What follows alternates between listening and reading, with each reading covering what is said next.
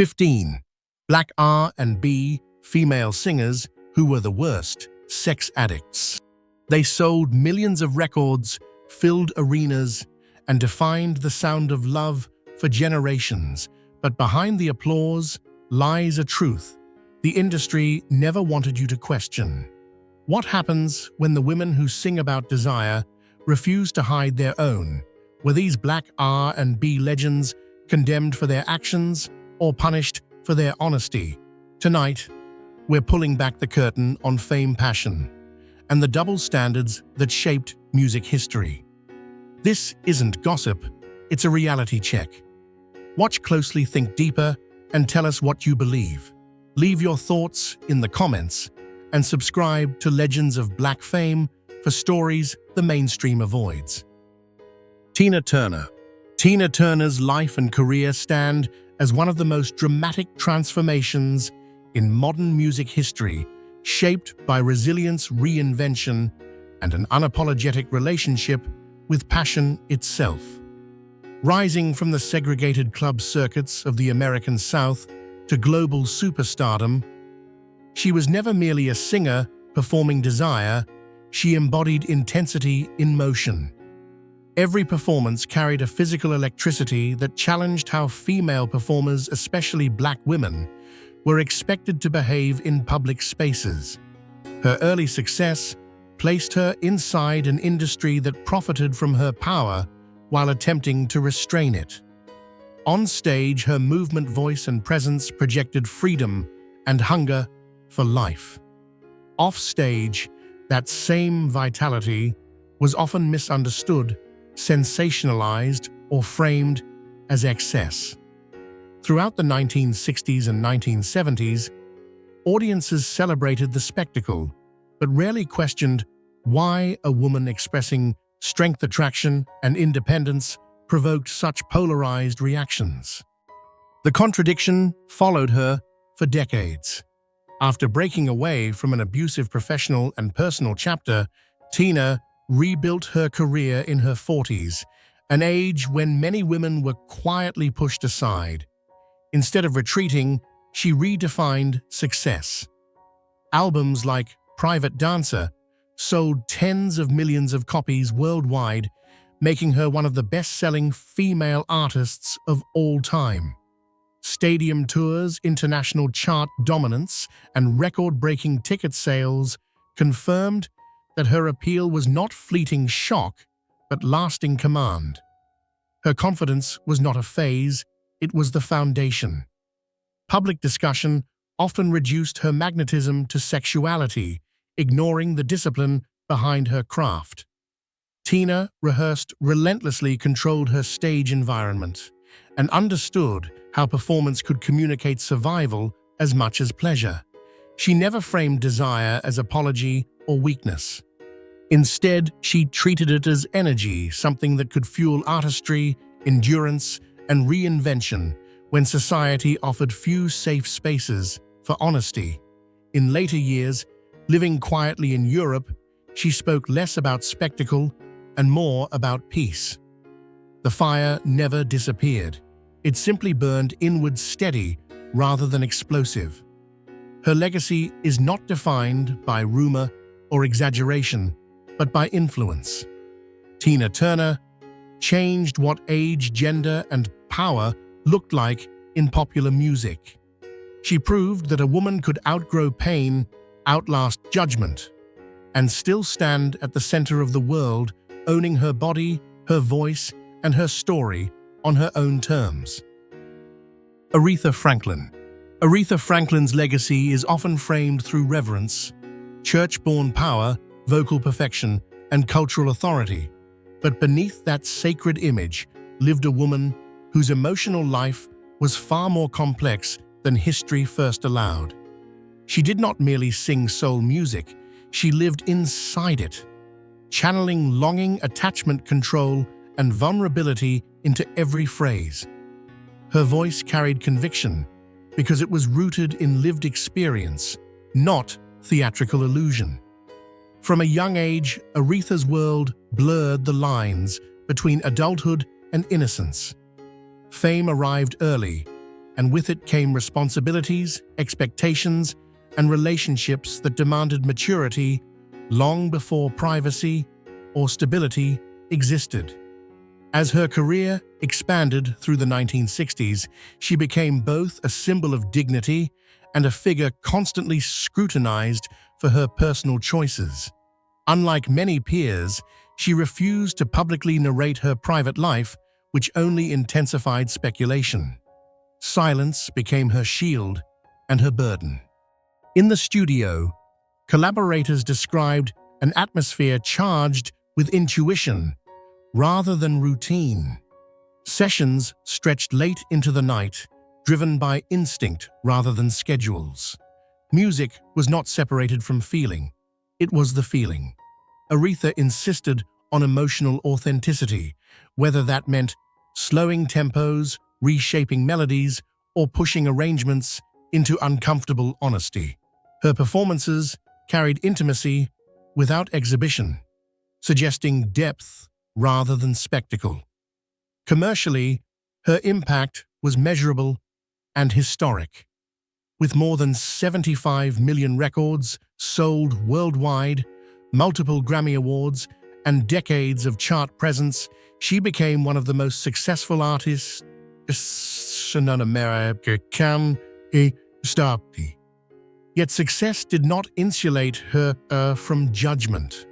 A woman expressing authority over love, pleasure, and independence was often labeled difficult or demanding terms rarely applied to male counterparts with comparable behavior. In later years, as her health declined, Aretha remained fiercely protective of her narrative. Friends noted that her greatest fear was not death, but reduction being remembered as an icon without humanity. She wanted acknowledgement not just for her crown, but for her courage. Aretha Franklin's story is not about scandal or excess. It is about control in a world that tried to claim ownership over her voice, her body, and her truth. She ruled not by confession, but by command, and that choice reshaped what power sounded like. Donna Summer. Donna Summer entered popular culture at a moment when desire itself was undergoing transformation. The 1970s were loud, liberated, and controversial, and her voice became the most recognizable sound of that shift. Yet, reducing her legacy to provocation misses the discipline and intention behind her work. Donna did not stumble into sensuality. She constructed it carefully, using sound breath and atmosphere as artistic tools. Her breakthrough came through extended compositions that challenged radio conventions. Rather than traditional verse-chorus structures, she embraced immersive arrangements that unfolded gradually, inviting listeners into emotional space rather than delivering quick gratification. These recordings were meticulously produced, layered with precision, and engineered to evoke intimacy without explicit imagery. What shocked audiences was not recklessness, but honesty, presented without disguise. The backlash was immediate. Critics accused her of crossing moral lines, while broadcasters debated whether her music belonged on mainstream airwaves. Despite this resistance, her commercial success was undeniable. Multiple #1 singles, international tours, and tens of millions of albums sold placed her among the highest-selling female artists of her era. The contradiction was striking: a public eager to consume her sound, yet uncomfortable acknowledging what it represented. Donna herself resisted simplistic labels. In interviews, she framed her work as emotional storytelling rather than provocation, emphasizing connection over controversy. She understood how female desire unsettled cultural norms, particularly when expressed by a Black woman in a global spotlight. Instead of retreating, she refined her image, expanding into pop gospel and crossover projects that proved her range extended far beyond one narrative. Later in life, Donna spoke about faith reflection and balance revealing an artist who evolved without erasing her past. She never disowned the music that made her famous, nor did she allow it to define her entirely. Her legacy lies in expansion of sound, of permission, of space for women to articulate feeling without shame. Donna Summer did not just soundtrack an era. She altered how emotion could be heard, proving that pleasure and artistry could coexist without apology. Whitney Houston.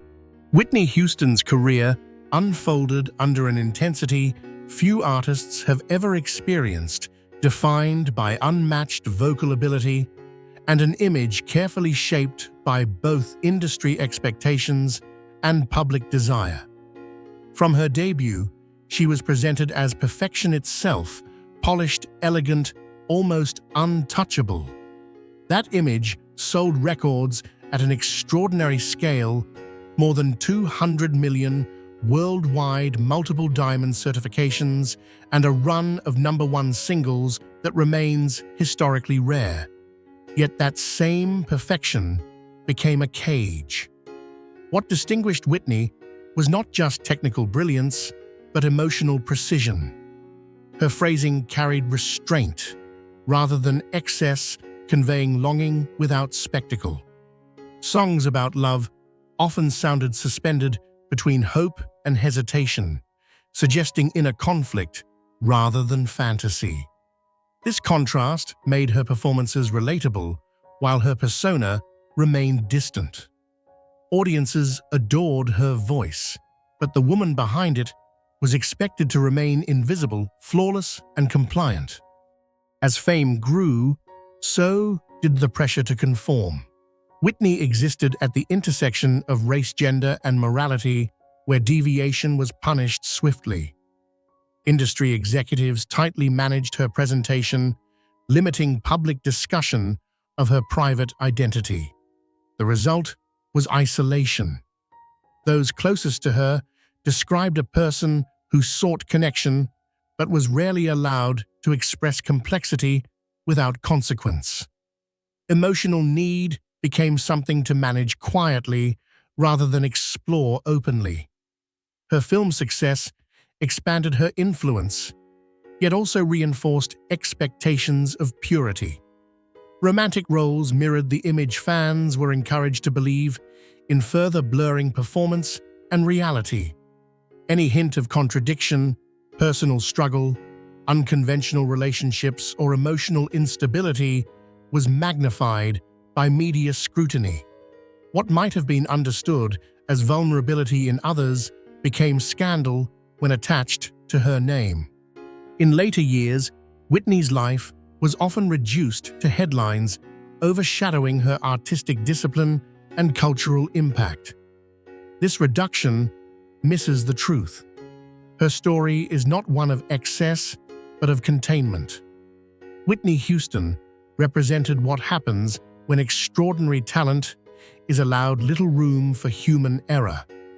Her legacy endures not because she was perfect, but because her voice revealed what perfection tried to hide: longing, fragility, and the cost of silence. Millie Jackson. Millie Jackson built her career by doing what few women in soul music dared, saying exactly what others only implied. While many artists navigated coded language and subtle suggestion, Millie spoke plainly, turning raw honesty into her defining signature. Her work was confrontational, not because it chased shock, but because it rejected respectability as a requirement for legitimacy. Her breakthrough in the 1970s came through albums that blended singing with spoken monologues, a format that felt closer to confession than performance. These records resonated with audiences who recognized lived experience in her words: betrayal, desire, anger, and humor, intertwined without apology. Commercially, this approach worked. She earned multiple gold albums and sustained a loyal fan base despite limited radio support and frequent censorship. Millie's stage presence flipped traditional power dynamics. Rather than positioning herself as an object of longing, she controlled the narrative, often addressing male behavior directly. Humor became her weapon, sarcasm, her shield. She exposed double standards by naming them, forcing listeners to confront truths, usually softened for comfort. This refusal to soften made her controversial, but it also made her authentic. Unlike many contemporaries, Millie never sought approval from industry gatekeepers. She accepted marginalization as the price of freedom, choosing creative autonomy over broader acceptance. Touring became her stronghold, where audiences responded in real time, unfiltered by broadcasters or executives. Her performances felt communal, as though private thoughts had finally found a public voice. As musical trends shifted, Millie's influence became more apparent than her visibility. Later generations of artists drew from her unapologetic tone even when they avoided her bluntness. She proved that a woman could articulate desire without surrendering dignity, anger without losing control, and humor without minimizing pain.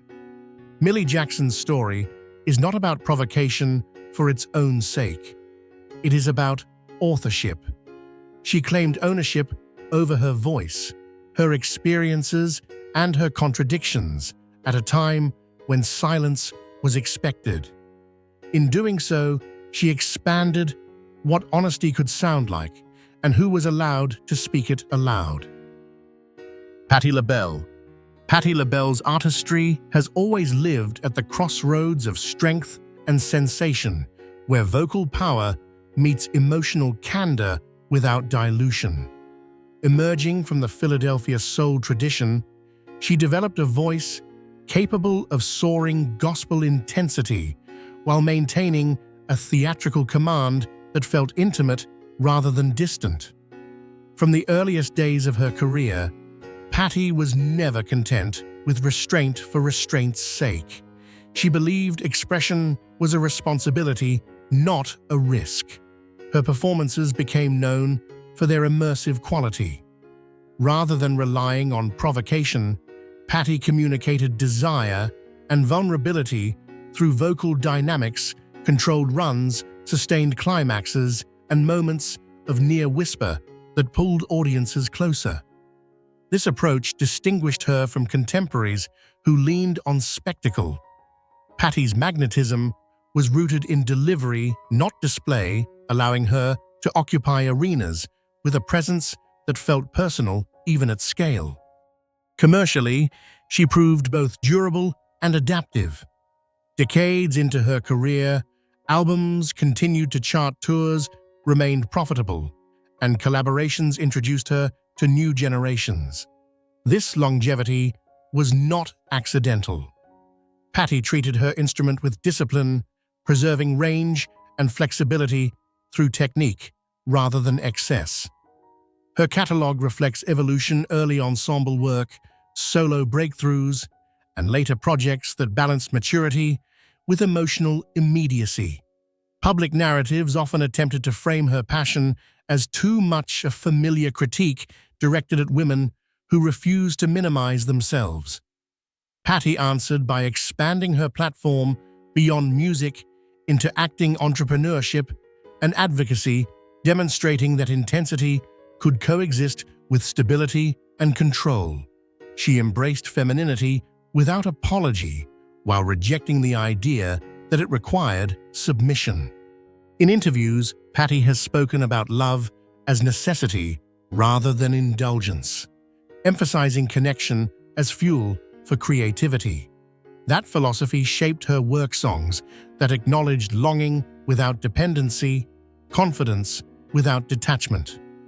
She never positioned desire as scandal. She treated it as human truth, worthy of articulation. Patti LaBelle's legacy rests on authority. She showed that a woman could command space, emotion, and attention without conforming to narrow expectations. Her career is not defined by controversy, but by continuity, proof that authenticity, when paired with discipline, can sustain power across eras. Etta James. Etta James's voice carried an immediacy that few performers have matched, raw, textured, and unfiltered by convention. Rooted in blues but unconfined by genre, her singing communicated urgency, as if each note might be the last. Unlike artists who polished emotion into abstraction, Etta delivered feeling intact, allowing grit and vulnerability to coexist within the same breath. Her early life shaped that intensity. Music became both refuge and declaration, a way to assert presence in environments defined by instability. When Etta sang about love, it was never distant fantasy. It sounded lived in, bruised, and undeniable. This authenticity resonated across audiences, making her recordings enduring despite shifting trends. In the studio, Etta favored instinct over perfection. Producers often noted her ability to transform material through interpretation alone, bending phrasing to suit emotional truth rather than formal structure. Tempo, tone, and emphasis shifted according to mood, giving performances a spontaneous quality that resisted replication. Each take felt singular, not manufactured. Commercial success arrived unevenly, yet her influence spread steadily. Songs like At Last became cultural fixtures, covered repeatedly but rarely equaled in impact. The durability of her work lies in its honesty. Listeners recognize something real rather than aspirational.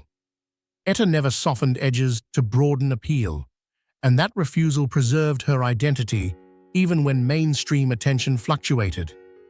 Public discussions sometimes fixated on turbulence, rather than craft, overlooking the discipline required to sustain such expressive force. Etta's power did not come from chaos. It came from channeling experience into sound with precision. She understood how to balance abandon with control, allowing emotion to surge without erasing musicality. Toward the end of her career, recognition caught up with influence. Honors acknowledged what musicians had long known. Etta James altered the emotional vocabulary of popular singing. Her legacy is not defined by myth or exaggeration, but by impact. She taught audiences that truth could be loud, imperfect, and unforgettable, and that beauty often lives inside the roughest edges. LaVern Baker. LaVern Baker rose to prominence during a tightly controlled era of American entertainment, when Black women were expected to project restraint, politeness, and emotional distance. What set her apart was not provocation, but authority. Her voice carried playful menace, confidence wrapped in humor, and an unmistakable sense of command that cut through polished arrangements. She did not need spectacle to captivate. Timing, tone, and attitude did the work. Breaking through in the 1950s, LaVern blended rhythm and blues with early rock influences, helping shape a sound that crossed racial and commercial boundaries. Records like Jim Dandy performed strongly on charts that were rarely kind to Black female performers, signaling not just popularity, but cultural disruption. She sang with a wink and a growl, suggesting desire without pleading for approval. That balance made her performances feel dangerous in a period obsessed with decorum. Behind the scenes, she navigated an industry that marketed her vitality while quietly policing her autonomy. Touring life placed her in male-dominated spaces where confidence was often misread as invitation. Rather than retreat, LaVern sharpened her presence using wit and self-awareness as protection. Colleagues described her as perceptive and controlled, someone who understood the difference between being watched and being owned. Her career later expanded internationally, including years spent performing for U.S. troops abroad. These experiences deepened her perspective, distancing her from domestic trends while reinforcing her professionalism. Even as musical tastes shifted, LaVern maintained relevance through adaptability rather than compromise, selecting material that matched her maturity instead of chasing novelty. What history sometimes overlooks is how quietly radical her approach was. LaVern Baker embodied self-possession at a time when visibility often demanded submission. She expressed confidence without explanation, attraction without apology, and humor without dilution. Her influence can be traced in later performers who mastered suggestion rather than excess. LaVern's legacy rests on presence. She demonstrated that power could be conveyed through control, that sensuality did not require exposure, and that a woman could command attention simply by knowing exactly who she was. In an era built on limitation, she expanded possibility through certainty. Betty Davis. Betty Davis entered music as a disruption rather than a continuation. From her first recordings, she rejected refinement as an artistic goal, choosing instead to amplify instinct aggression and physicality. Her sound fused funk rock and raw vocal expression into something deliberately confrontational. Listeners were not invited to observe, they were challenged to react. Unlike many peers, Betty controlled her image and direction with fierce intent. She wrote her own material, curated her visual presentation, and treated the studio as a space for embodiment rather than polish. Lyrics addressed appetite dominance and independence with language that refused metaphorical cushioning. This directness unsettled record executives, radio programmers, and audiences unaccustomed to hearing female desire articulated without mediation. Commercially, her career did not follow conventional arcs. Airplay was limited, promotion inconsistent, and institutional support minimal. Yet her influence spread laterally rather than vertically. Musicians recognized her fearlessness even when markets hesitated. She shaped sound and style through example, proving that self-definition could outweigh immediate success. Betty's personal life often became shorthand for misunderstanding her work.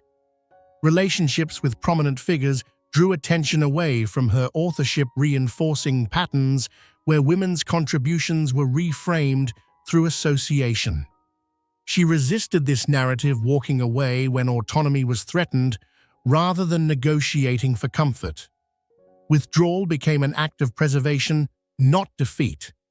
Over time, reassessment shifted perception. Later generations rediscovered her recordings, hearing innovation rather than provocation.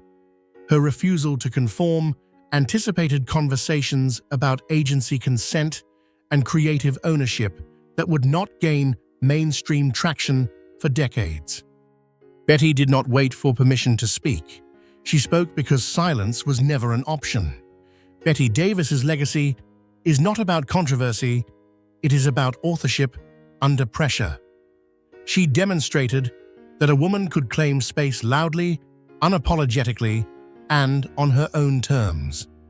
In doing so, she expanded the vocabulary of popular music, leaving behind a blueprint for artists who value truth over acceptance and freedom over longevity. Natalie Cole. Natalie Cole entered the music world carrying both privilege and pressure, born into a legendary legacy that promised opportunity while demanding perfection. From the beginning, her voice revealed clarity, warmth, and technical assurance, yet her artistry was defined less by inheritance than by determination to stand independently. She approached singing as interpretation rather than imitation, shaping phrasing with subtle control and emotional restraint that distinguished her from expectations tied to her surname.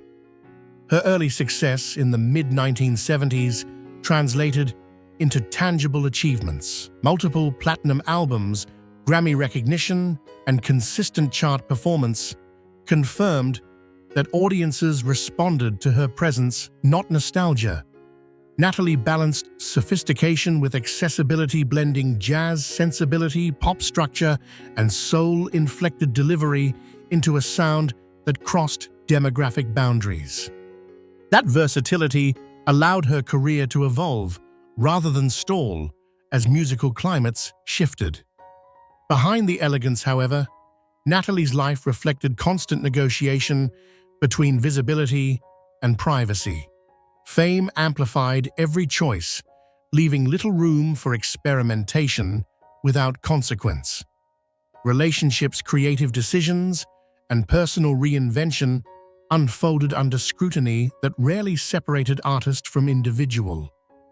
Rather than retreating, Natalie leaned into work, using discipline and reinvention as stabilizing forces. She understood that longevity required recalibration, not repetition. Her later resurgence demonstrated this philosophy. Revisiting classic standards, she reintroduced herself to new audiences while reclaiming narrative control. These recordings were not exercises in imitation, but conversations across generations, framed by respect and reinterpretation. Commercial reception was strong, reaffirming her ability to connect without relying on trend-driven strategies. Natalie's resilience extended beyond performance. She navigated health challenges and personal transitions with candor that avoided spectacle. Public discussion often simplified her story, yet those closest to her described a woman who valued authenticity over approval. She measured success by sustainability rather than excess, prioritizing growth over constant exposure. Natalie Cole's legacy is one of adaptation. She demonstrated that honoring tradition does not require surrendering identity, and that refinement can coexist with emotional honesty. Her career stands as evidence that self-definition, when paired with craft, can withstand comparison, expectation, and time itself. Jean Knight. Jean Knight's voice arrived with confidence that needed no explanation. Emerging during a period of social and musical upheaval, she projected authority through tone rather than volume, delivering lines with precision that felt declarative instead of decorative. Her style fused funk rhythm, soul phrasing, and conversational directness, creating performances that sounded assertive without theatrics. Her breakthrough brought immediate recognition. Songs associated with her name resonated widely, earning strong chart positions and solidifying her place within early 1970s popular music. What set Jean apart was not novelty, but conviction. She communicated self-assurance as fact, challenging listeners accustomed to portrayals of female vulnerability as default. Her delivery suggested autonomy rather than appeal. Industry reception reflected this tension. While audiences responded enthusiastically, institutional support proved inconsistent. Jean's refusal to soften perspective or reshape persona limited promotional enthusiasm in an environment still uncomfortable with women expressing dominance. Instead of compromise, she leaned into touring, where direct connection with listeners validated her approach without mediation. Lyrically, her work addressed power dynamics with clarity rather than confrontation. She did not plead for recognition, she assumed it. This posture redefined how confidence could sound within soul and funk, influencing later artists who adopted similar composure. Jean demonstrated that strength could be expressed through restraint and that presence alone could unsettle expectations. As trends evolved, her mainstream visibility fluctuated, yet her recordings retained relevance through sampling, reinterpretation, and cultural reference. Musicians continued to cite her influence, acknowledging the groundwork she laid for assertive female narratives within groove-based music. Longevity for Jean manifested as impact rather than constant exposure. Jean Knight's story is one of steadiness. She neither chased controversy nor avoided it. She simply remained consistent. By refusing to dilute her voice literally and figuratively, she preserved artistic integrity in an industry prone to erasure. Her legacy lies in certainty proof that conviction delivered calmly and without apology can echo long after trends fade. Sylvia Robinson.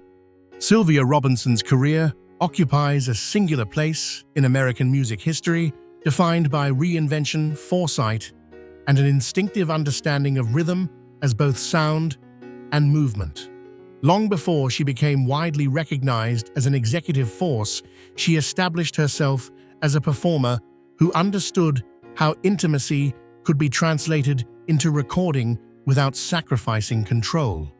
Her early work revealed a deliberate use of breath pacing and atmosphere, creating songs that felt lived in rather than staged. As popular music shifted in the late 20th century, Sylvia adapted not by following trends, but by anticipating them. She recognized gaps in the industry, voices, unheard stories, unmarketed, and positioned herself to fill them. This ability culminated in her role shaping hip-hop's commercial emergence, where she applied lessons learned as a singer to a new cultural form. She understood how repetition, cadence, and emotional immediacy could carry mass appeal without dilution. Her influence as a producer rested on clarity of vision. Sylvia valued authenticity over polish, prioritizing delivery that felt direct and human. Business decisions reflected this philosophy. She invested in ideas others dismissed as risky, trusting instinct over convention. The result was not only commercial success, but structural change as new artists gained access to platforms previously unavailable to them. Public narratives often separated her identity as performer versus executive, but this division misrepresents her approach. Sylvia treated music as a continuum, where creation and presentation were inseparable. Experience in front of the microphone informed decisions behind the scenes, allowing her to advocate effectively for artists navigating unfamiliar terrain. She understood the vulnerabilities of exposure because she had lived them. Later recognition acknowledged her role as a pioneer, yet even retrospective praise sometimes underestimated the emotional intelligence behind her achievements.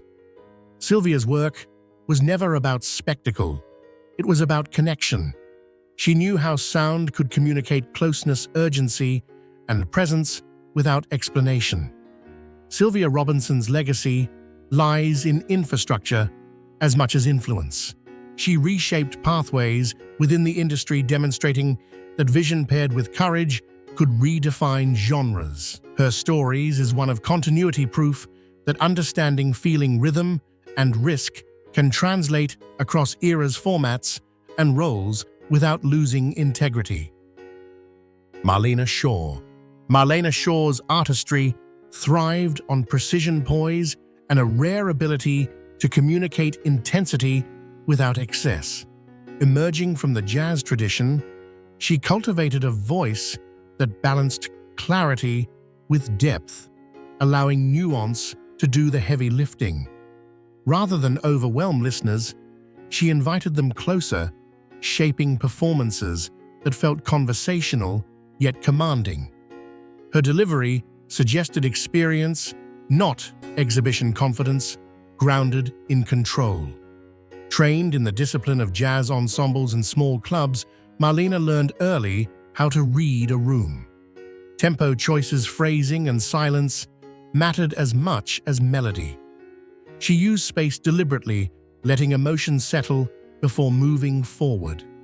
This restraint distinguished her from contemporaries chasing immediacy, giving her recordings a reflective quality that aged gracefully. Listeners didn't consume her music quickly. They returned to it. As her career expanded into soul and crossover material, Marlena maintained artistic coherence. She selected songs that allowed interpretation rather than decoration, often reframing familiar themes with maturity and perspective. Commercial success followed selectively, but influence spread steadily. DJs, musicians, and vocalists recognized the authority in her tone, the sense that every line carried intention.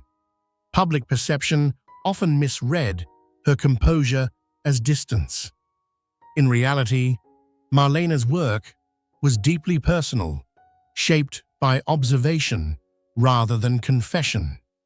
She resisted narratives that equated vulnerability with exposure, choosing, instead, to embed feeling within structure.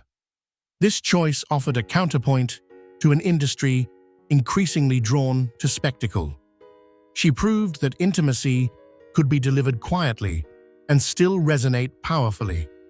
Live performances reinforced this reputation. Marlena did not rely on theatrics. She trusted connection. Audiences responded to the assurance in her presence, the sense that she knew exactly where she stood and why she was there. Her sets unfolded like conversations, each song answering the last. The result was immersion without manipulation.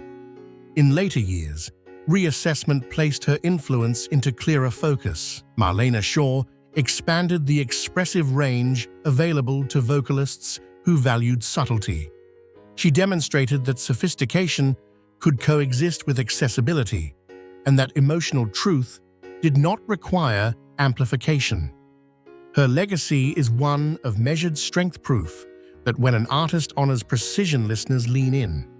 For decades, Black female R&B legends were praised for selling emotion, passion, and desire through music, yet criticized the moment that same desire appeared real, human, and uncontrolled. Were they truly too much? Or was society simply uncomfortable with women owning their bodies and emotions without apology? The industry rewarded the sound of passion, but punished the women who lived it. So here's the real question. If these stories belonged to male artists, would they even be controversial today? Or would they be celebrated as freedom? Let's talk about it. Drop your honest opinion in the comments, join the debate, and don't forget to subscribe to Legends of Black Fame for deeper stories that challenge what we think we know.